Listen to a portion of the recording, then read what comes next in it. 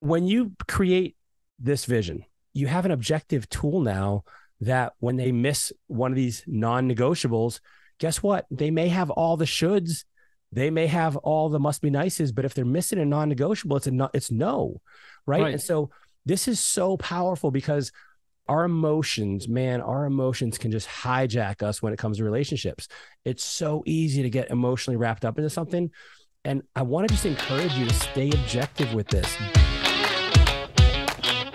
Hey, what's up, everybody? Welcome to Life Inner Show. I'm your host, Jason Wojo. On the Life Inner Show, we help people make more, work less, and live awesome lives. I am joined by my co-host, Polish Peter. What's up, brother?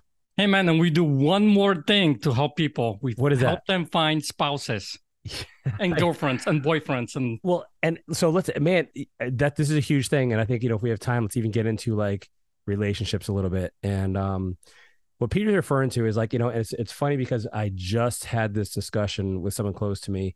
They had broken up with their girlfriend. They're actually almost engaged. And now they're like, of course they're going through a mourning process, but they are also trying to figure out now, like, wow, like I have to get back on the market, and by the way, it's kind of funny. It's called a market, but anyway. And so it's like you're shopping like here. But this is a really important thing because like, we're humans and we're wired for connection. We're meant for relationships. Whether that's friendships, certainly intimate relationships, things like that. And so this is Peter, I remember once seeing a list of like the top 20 things that will determine your success. And like number one was who you marry on that list. And so this is clearly something important, man.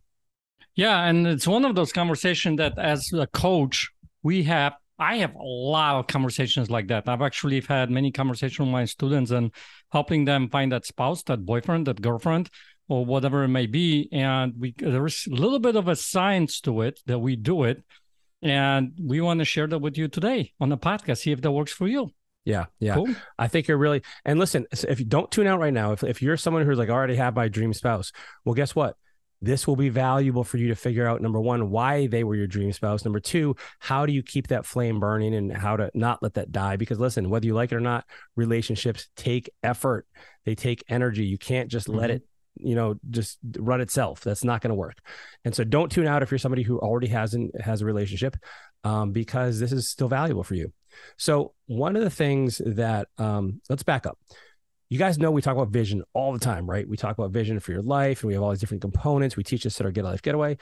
And one of those is relationships. And so we start off by asking people, okay, what are, first of all, the relationships that you want to have? Okay. And typically this will cover, friendships. It will cover intimate. It will cover kids, siblings, parents, in-laws, whatever. But for our purposes, we're talking about intimate relationships, and we say, okay, what do you want that relationship to look like? Like, what do you do? What do you share? What are the characteristics you want this person to have? What kinds of morals? What kinds of traits? What kinds of habits? Like, and we really start to have them dive in to these things. And it's funny, man, like, because, well, I'll speak for myself. I didn't have anything like this. Like when I first started dating, or even my first marriage, like I didn't have a vision for my spouse. Yeah, you did. What was your vision for your spouse? Yeah, my vision was my vision. She was like really pretty. She was attractive, right? Right. But that doesn't work, guys. Like, don't try that. And girls, right? Like if they're good looking, that's not it. That can't be everything.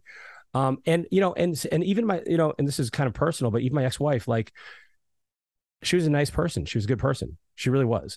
And she's pretty. And you'd think for most people that would be enough, right?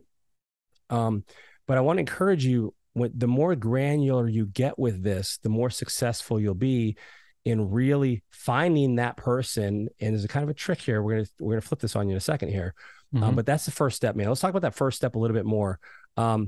So Peter, this is a funny story. No, it's not. It's really funny.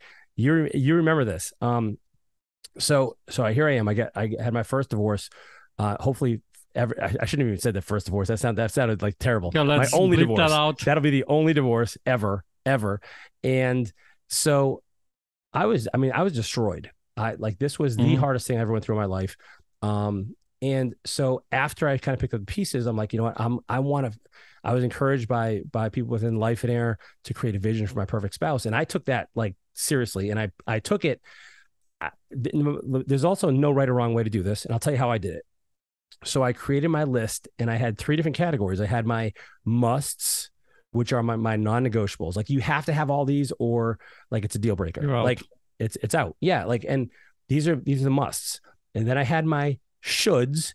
Now these are still super important, right? Like you really should have this trait or quality or habit or characteristic or whatever. But if you don't have all of them, like it's not a complete deal breaker. Like it's really important, but not an absolute must. And then my third category was would be nice. I called it my would be nices, right? And this is like the silly stuff, like likes to give massages, likes to cook, right? Those kinds of things that like really I'm not going to not, oh, you don't cook? Nope, no deal. No, I'm not going to do that. But these would be nices. Now this is interesting. I also had, and I'm curious because we talk about people not focusing on what they don't want. But I did have a list on there of what I don't want. I said, these are the must not, should not, cannot. Yep. And these were things that they absolutely could not have that were deal breakers for me.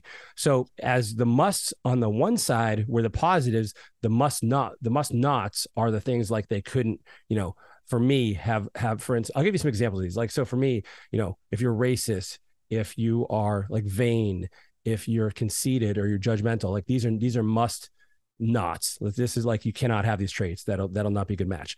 So I have this list. Dude, it's three pages long, single space, bullet point format. I give it to one of my female friends to read, and she looks over it. She's like, "You're gonna be single the rest of your life. Do you realize it?" I'm like, "What?" I'm like, "No." Like, and this is sad to say, but she's actually had a string of bad relationships, and maybe she should have done this. But beside that point, I got to tell you the story. I'm on my date with my wife, first date. And we start talking about stories of like, bad dates gone wrong, things like that. And she's like, "So what do you look for in a girl?" I'm like, "Well, I actually have She's like, "What?" She said, "Did you say you have a list?" I said, "No, I said I have a lisp. I have a lisp. I have a lisp." You do have a lisp, yeah. She's like, "Don't try to cover it." She's like, "Don't try and cover it up." She literally would not talk to me until I showed her this list. And this is this is in Microsoft Word. And I knew I couldn't modify it because it would, how it shows you the date, last date modified. Yep. So I'm like, no, I can't modify it. And so I create this. I have this list. I send it to her. She literally wouldn't talk to me. I'd like call her. She wouldn't answer. She'd text me. She's like, "Where's the list? Where's the list?" She's like, just ruthless. And so I send her the list. She calls me right away. She's like, "Oh, I want to go through with it on the phone with you." And I'm like, "No, this is gonna be terrible." And I hear, "Oh, really? Oh, interesting." I'm like, and I don't know what she's talking about right now. This is like, this could go sideways really quickly. And she's like, "Well, I think I meet all your criteria, but now that I think about it, I need a list because I'm not sure you meet all mine." And here we are, my friend, and it worked. So listen, she must have not had on the list that he's got to be over 5'6". I am over 5'6". Now, if she had 5'10" on there, I may be in trouble. That's when you start doing the hair. You know what I mean? You Dude, no, they have shoes. They have lifts for that. They have lifts. So you wear heels. All right. No, listen, on the serious side of things, I mean, this stuff really works, people, because of the fact that what he just shared with you, I mean, now he's married to that exact woman, right? And, my side of this story, if you remember, I mean, at one point you kept telling me after this, like, dude, you got to do your girlfriend list, because I had a string of really horrible dates and relationships. In fact, there was one of them when I showed up and she didn't even look like her. That's a whole another story. So I had the string of a lot of these kinds of dates and stuff like that. And you really keep telling me, man, you got to do your girlfriend vision. Do your girlfriend vision, because that's what we're talking about. You're having a vision for that spouse, for the girlfriend, boyfriend, whoever it may be, right? And for the longest time, I was like, whatever. And then finally, at one point, I'm like, okay, well, he's getting married now. And so maybe there is something to that. This is the one and only time I will say that Wojo was right. Okay, that's the only time I will say that Wojo was right. So I'm like, you know what? Sure, let's do it. So I went and I created this vision, basically the same exact way that he's talking about. It didn't have 5 pages. It was only 3. It was only 3. Well, 3. Okay, mine was only about a page and a half. But I went and I created this vision. And I remember I did this in October 2016. And because one of my students, actually not students, the person that I was in a group with, we recently had a conversation. She's like, you know what? I remember you doing this. So I created in October in 2016. In January of 2017, I started dating this girl. And I looked at my vision and she was meeting all these criteria. I was like, no way. This is crazy. And we started dating. We go out for about 2 months or so. And I started to notice that she is not very like emotionally, connected. You know what I mean? She's not very emotional, right? And I'm thinking about it and I'm looking at my vision and guess what's not on there? She's not emotionally available. And the more I started talking with her, we find out what the reason was, and she had something really tough happen in her life. So we went our separate ways about March or so of that year. So then what did I do? I want to put emotionally and physically available kind of thing on there, right? So I added to my vision. In April, May, I started dating this other girl. And as I'm starting this other girl, and I see that she meets all these criteria. But about a month and a half into this, I started to notice that she was very kind of political. And I wasn't very political at that particular time. I'm not going to say which side and all that kind of stuff. But as I looked at my vision, guess what was not on there? Political. But now I'm thinking about, okay, if I was to put this political thing, and she was, if I was political, she was aligning with my views kind of thing, right? So I'm looking at this vision. I'm like, okay, where would I put this? And it was probably in that should category. So it wasn't that big of a deal. So I just added it in there and we kept dating. And a few short years later, now we're married. So this stuff works not only from Wojo's experience and my experience, but I've been able to actually help other students recreate this thing. And one of them right now is getting married in October. And the other one is dating another girl. He's dating a girl that they are actually talking about possibly getting married. So this stuff works. Dude, but the thing is, works. Yeah, but I think one of the biggest, there's two big points that are important when it comes to this vision. The first point is when you write this vision, and tell me, Wojo, if that was true for you, that you have to believe it. That's the first point, that you have to believe it when you started putting this vision together and you're putting these different items on there. So hold on. Believe it. When you say believe it, do you mean like you believe this person's out there? Yeah, believe that person's out there and believe that, that can actually happen, because I think there is a lot to do with that. Well, let's talk about that for a second, man. Because listen, first of all, like my friend who told me like this is basically unrealistic. I didn't accept that, because if I did, then I would start. Okay, if I have a non-negotiable on there, and this person conflicts with that, this potential, date, I'm not gonna stick to it, right? You gotta believe it's possible. It's like dieting. Like if you don't think you're ever gonna lose weight, no matter what you do, you're not gonna do it. We talk about this to Get a Life Getaway, and so you're totally right, man. Like, and you have to, like. I also don't, like, we talk about when we create our vision for our life, like don't filter based on your current circumstances, your conditions. Maybe you're in a terrible relationship right now, or maybe you've been single for a long time. Don't compromise. Like, this is one of the areas in your life that I feel like it's so easy to get hung up on, because like we're human. Like when I wasn't with somebody, I felt lonely. Like I loved having a companion. I loved having someone to talk to and do stuff with. One of my top human needs is connection, but you have to put this together, like Peter's saying, in a way that you just your dream spouse. What would they look like, and put that down on paper. Right. If you had a genie that's going to grant you any kind of wish and all the wishes, that's the kind of vision you have to create for this spouse. And that is very important, because when you do that, now here's the thing. If someone has been in a string of relationships where you see a pattern in your life, or let's say the pattern in your life that, this other person, it's either a cheater, seems to be like cheaters, or seems to be they're liars, or whatever it might be very difficult for you to believe that you could find someone. You got to take that chance and put that under, because that will lead us to the next point that I'm talking about. And Wojo kind of mentioned at the beginning, is that This vision, by the way, is not so much for that other person as much as it is for you. Whoa, hold on, Peter. What do you mean? What I mean by that, I like how you just whoa, Peter, hold on. Wait a minute. That was totally unscripted. No, no, but seriously, listen, think about it this way, guys. Because when you put all these criteria on there, right? Let's say, for instance, a must. For me, must was Christian, or must that she loyal, or honest, Yeah. or, for instance, when we were talking about marriage, she believes that marriage is a covenant. Yes. Those were the things, criteria for me that were a must, or can'ts that she is a cheater, or whatever it might be, right?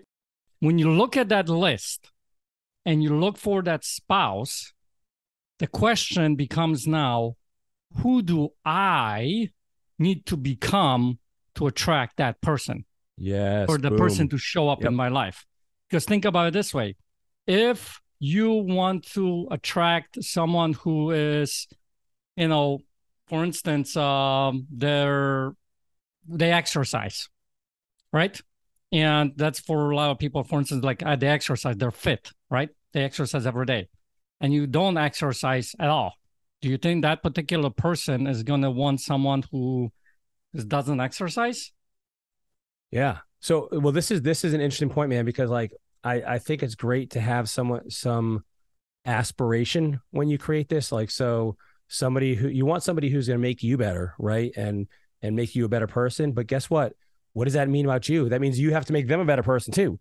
And Right. so whatever that trait, skill, characteristic, habit, whatever it is you put on that list for your vision, you have to look at yourself first and be like, do I do this? Am I this person?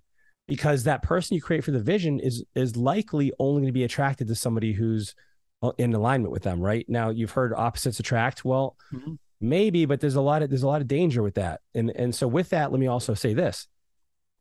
This practical dating advice right now. And by the way, I have no credentials here. I'm just making this up, but I'm telling you from my experience, I've dated a significant amount in my time, have a lot of long-term relationships. Don't date somebody who you want to change or you see a problem with and you want to fix it. Don't do that. That you become this, it creates a very unhealthy dynamic in the relationship. Like you have to find the person the way they are, the way that you want, the way your vision says they are. Don't try to take what you have and create somebody else. Now you can take that and create yourself, and maybe that will rub off on this other person, but maybe not. So you gotta right. Just focus on the vision, have faith that this person's out there. Also, let's talk about this, patience. You are, if you're using this method, you are being very, picky, and for good reason. Like, because, if you really want to get in a relationship with somebody and you want this to last a long time, you want it to be something that you want to last a long time. Right. And so, right. So take your time. Like, I know what loneliness feels like.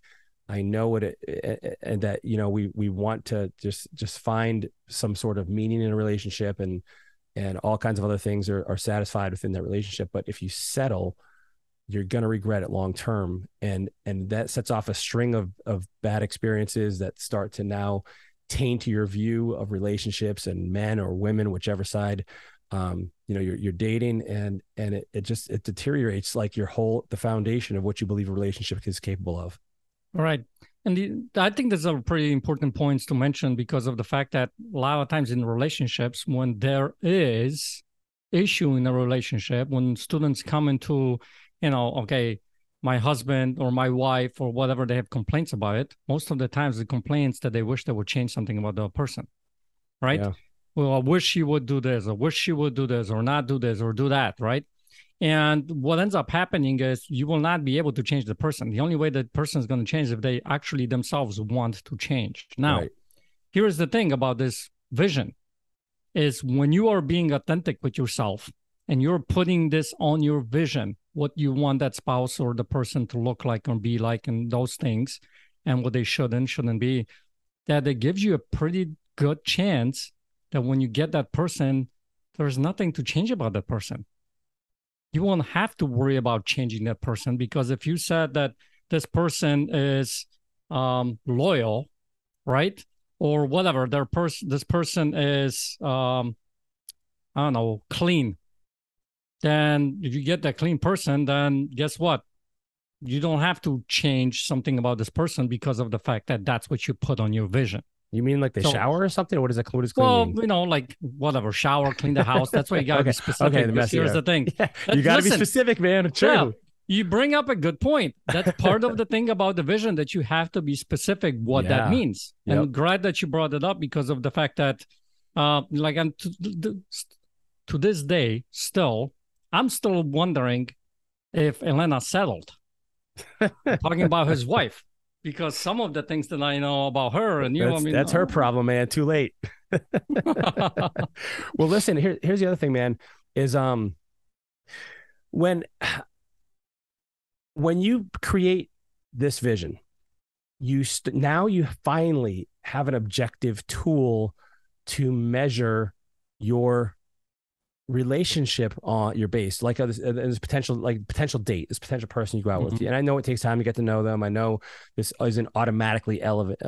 It isn't automatically relevant or obvious, like, because you're starting to get to know somebody, and everybody knows, like, you can be on your best behavior for a long time until you find out what somebody really is like. But you have an objective tool now that when they show you they miss one of these non-negotiables, guess what? They may have all the shoulds, they may have all the must be nices, but if they're missing a non-negotiable, it's no, right? And so this is so powerful, because our emotions can just hijack us when it comes to relationships. It's so easy to get emotionally wrapped up into something.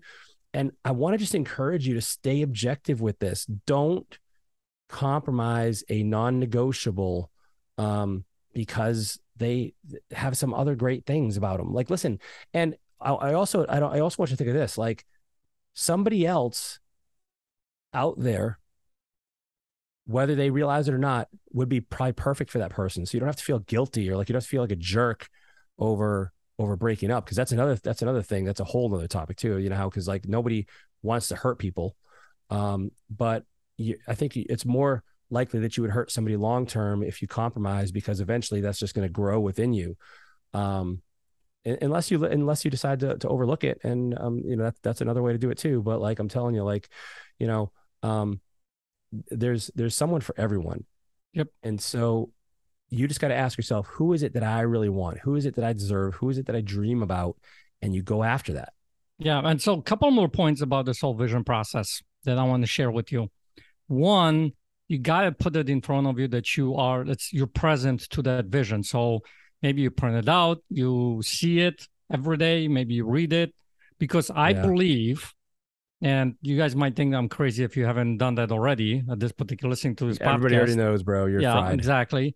But I believe we are all connected in some shape or form. It's almost like we have these little antennas over our heads, and there's making a connection to every single person in the world. Yeah. And we're talking about over the 6 billion people in the world. And now some of these connections are stronger, like, for instance, like me and my wife, or me and my kids are very strong connections. But if you think about it, how many times have you thought about someone and all of a sudden they text you or they call you? Or, you called someone and they say, I was just thinking about you, right? Because I believe they were connected. So when you create this vision and you get present to it and you believe in it, all of a sudden you're sending out these signals for that particular spouse. And if their signal starts to match, I think all of a sudden you start to attract those types of people in your life and eventually end up being in a relationship. So that's number one thing. Hold on, let me add something to that. When you have those antennas up, you're more likely to notice it. We talk about this all the time. You get what you focus on, right? Yep. And so as you have this list and you're keeping it present and you're keeping it in front of mind, you're more likely to spot it. It's like we talk about this all the time. The cliche is like, oh, you want a yellow Volkswagen Bug? Guess what? All of a sudden, there's not one around until you decide you want one. Then you see 10 of them like the next day. Right. So that is really important. The other aspect that I want to mention about this whole vision process is that you can use that for anything, not just for a spouse. I've done it with students when we've used this they're looking for a business partner, right? Because it is, when you go into business with someone, like a partner, it's almost like a marriage. So you do that vision for a business partner. You can do that vision for all kinds of different things. And I've done with several students, and it has been working up to this point. And just try it on. Yeah. Trust the process. Put this out there, and you might be surprised. Oh, here's one more point that I want to mention. I got one more too after you. Yeah. If you had a string of no relationships, so you feel like you can never find that spouse, like, this is not for me, I want you to consider something. The possible reason why that's not happening because you haven't had that vision. You haven't been clear on what you really want. And that's why these different people, the wrong people, keep showing up in your life. So try that process, right, that we talked about here. Write this vision and believe that it can happen. And maybe at the beginning might be difficult for you to do that, but maybe you find a person that you're dating and they closely match this vision. So it'll give you a little bit more belief now, and you just keep moving. And all of a sudden you might be surprised what's going to come into your life. Yeah, dude, totally. So one last thing just popped in my mind is the next question people might be thinking of, like, hey, this sounds awesome. I'm going to do it and create it. Where the heck do I find this person? Right? How do I find them? So let's talk about that. Now, this is all probability based. Like, it's not a guarantee, but let's say, Peter, one of your non-negotiables was a Christian. Okay, well, maybe you try going to church. Maybe you start going on mission trips. Maybe you find places that people are serving that may increase the probability of you running into somebody there. Okay, someone who's fit. Well, go to the gym, see who is, check out who's working out already. Find running clubs, find people that are doing CrossFit or whatever. You want somebody who likes to travel. Okay, well, go take trips and find, like, they have a lot of trips on organizations that are for single people, and they have mostly single people that go on these trips. You want somebody who, isn't a heavy drinker. Well, maybe finding somebody at the bar probably isn't the best idea. Okay. Like, so right. Kind of, it becomes self-evident a little bit when you just ask yourself, okay, what is this person likely to do for fun? What are they likely to do? And where are they likely to hang out? Like, where would I find this person? Right. Right. So I think you can kind of start to, like, say, if you're somebody who, like, let's say you want somebody who is maybe more frugal and isn't super materialistic. Well, okay, go into I don't know, the Gucci store may not be the place you want to find your spouse, right? Like, so right. So just look at that stuff, like, for you, and see where these people likely to hang out, because that's where you're gonna have the best luck.